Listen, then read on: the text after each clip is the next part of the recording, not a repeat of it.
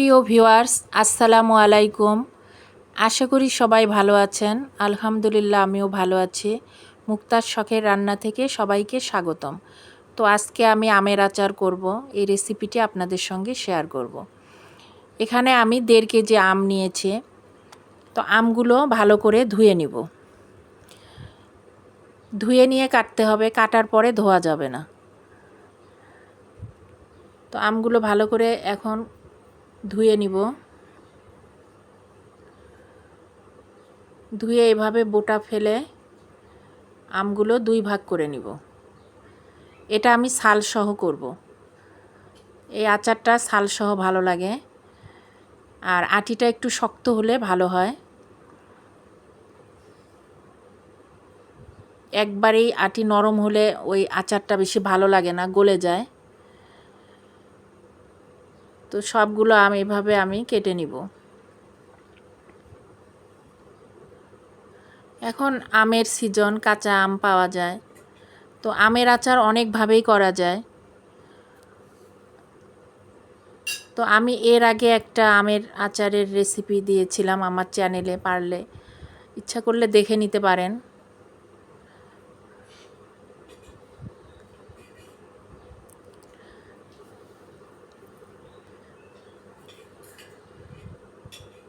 আমের মোরব্বা বানানো যায়, অনেক ভালো লাগে। তারপরে আম দিয়ে আম শর্ত তৈরি করা যায়, এটাও ভালো লাগে।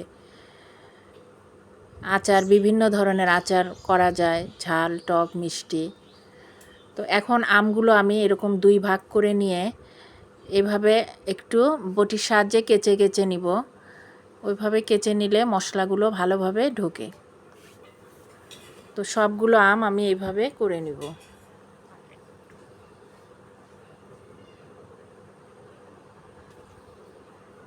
তো যারা আমার রেসিপিটি দেখছেন তারা একটা লাইক দিয়ে আমার পাশে থাকুন।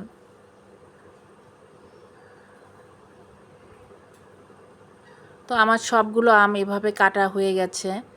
আমি 4 টুকরা করে নিয়েছি, নিয়ে এভাবে কেটে নিয়েছি। এখন আমি শুকনা মরিচ ভেজে নিব।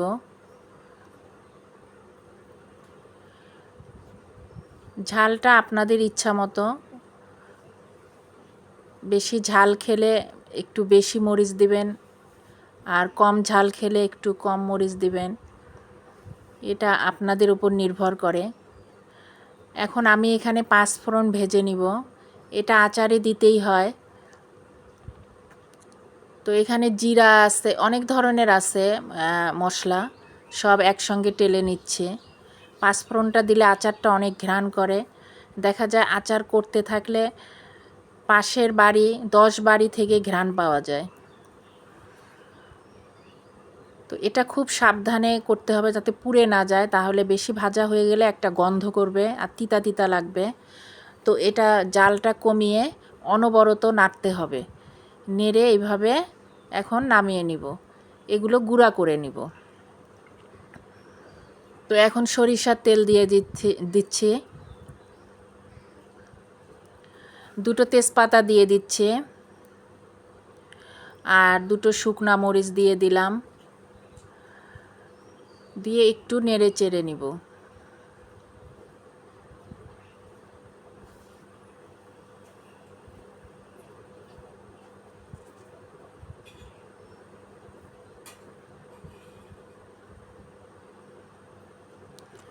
তো এখানে আমি কিছু আস্ত 5 ফোড়ন দিয়ে দিব।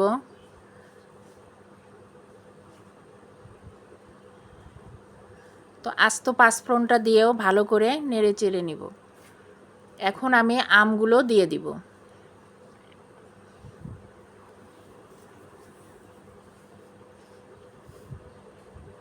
তো ভিডিওটি না টেনে পুরাটা দেখতে থাকেন। আমি ধাপে ধাপে কিভাবে মশলাগুলো অ্যাড করছি এগুলো দেখতে থাকুন। এটা নতুন রাঁধুনিদের জন্য বেশি কাজে আসবে।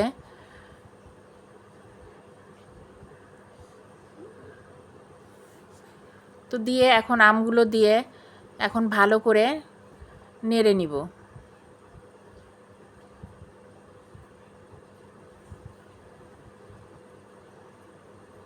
রোদে শুকানোর ঝামেলা ছাড়াই এই আচারটা অনেক সহজেই বানানো যায়। আমরা আমের আচার সবাই বানাতে পারি। তো এখানে আমি স্বাদ মতো লবণ দিলাম। লবণটা পরিমাণ মতোই দিবেন। লবণটা দিয়ে কিছুক্ষণ মিশিয়ে নিব।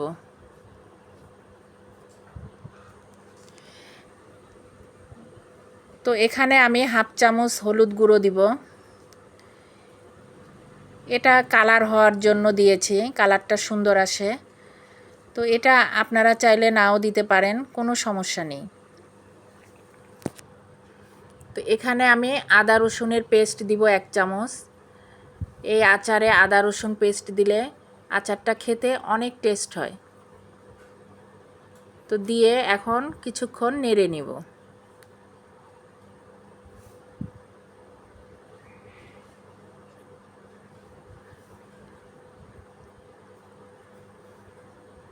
দেখুন আমের কালারটা অনেকটা চেঞ্জ হয়ে আসছে।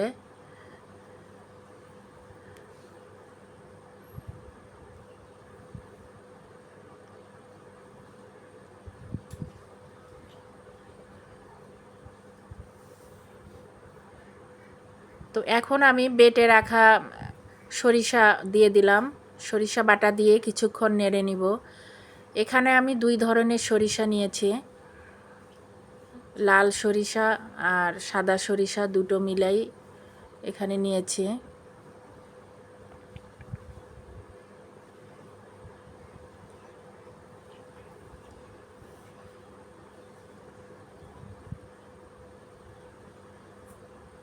আচারে সরিষা বাটা দিলে আচারটা খেতে অনেক স্বাদ হয়।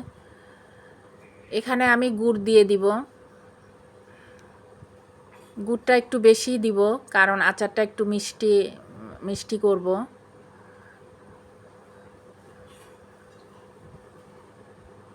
তো এই গুড়টা আপনাদের পরিমাণ মতোই আপনারা দিবেন। যেরকম মিষ্টি খাবেন ঠিক সেরকমই গুড় দিবেন, কম বেশি করিয়ে নেওয়া যাবে। তো গুড়টা ভালো করে মিশিয়ে নিব। গুড়টা গলে গেছে, দেখুন গুড়টা থেকে কতটা চলে আসছে, গুড় গলে পানি চলে আসছে।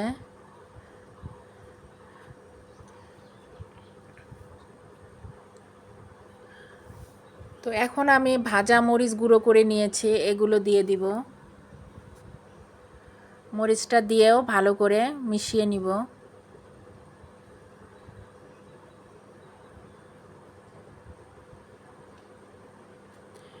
এখন সিরকা দিয়ে দিব।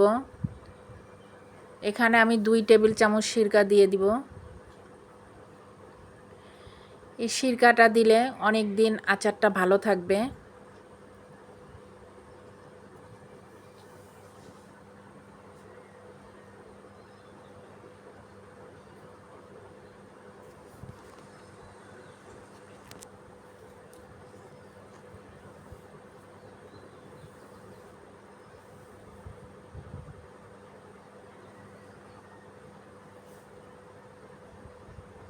এখন 5 ফোড়ন মশলা যে গুঁড়ো করে রেখেছি এই মশলাটা দিয়ে দিব।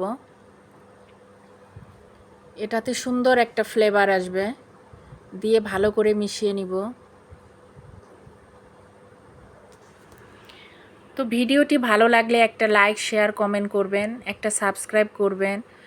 যারা সাবস্ক্রাইব করেছেন তাদেরকে অসংখ্য ধন্যবাদ। আর যারা আমার চ্যানেলটি এখনও সাবস্ক্রাইব করেননি, চ্যানেলটিতে নতুন, তারা আমার চ্যানেলটি একটা সাবস্ক্রাইব করবেন। পাশে থাকা বেল বাটনটি ক্লিক করে দিবেন। নতুন নতুন ভিডিও আপনাদের কাছে চলে যাবে। তো এখন কিছু আমি আস্ত রসুনের কোয়া দিয়ে দিলাম। দিয়ে ভালো করে মিশিয়ে নিব। আমগুলো সুন্দর সিদ্ধ হয়ে গেছে, দেখুন এখন আমি নামিয়ে নিলাম। এখন আপনাদেরকে বেড়ে দেখাচ্ছি। দেখুন আচারটার কালারটাও কত সুন্দর হয়েছে, আচারটাও অনেক সুন্দর হয়েছে আর খেতেও অনেক মজা। তবে 2 সপ্তাহ গেলে এটা আরও বেশি মজা হবে। তখন সব মশলাগুলো আমের ভিতরে ঢুকে যাবে, যে আরও বেশি খেতে মজা হবে। তো এইভাবে আমি কাচের জারে ভরিয়ে রাখবো। অবশ্যই কাচের জারে রাখতে হবে, আর মাঝে মাঝে রোদ দিতে হবে। সারা বছর জুড়ে এই আচারটা খাওয়া যাবে, 1 বৎসর ভালো থাকবে। আমার গত বছরের আচার এখনও আছে, ভালো আছে। তো এইভাবে করবেন, অবশ্যই আচারটা অনেক দিন ধরে রেখে খেতে পারবেন। তো আশা করি রেসিপিটি ভালো লেগেছে। রেসিপিটি ভালো লাগলে অবশ্যই ট্রাই করবেন। সবাই ভালো থাকুন। আসসালামু আলাইকুম।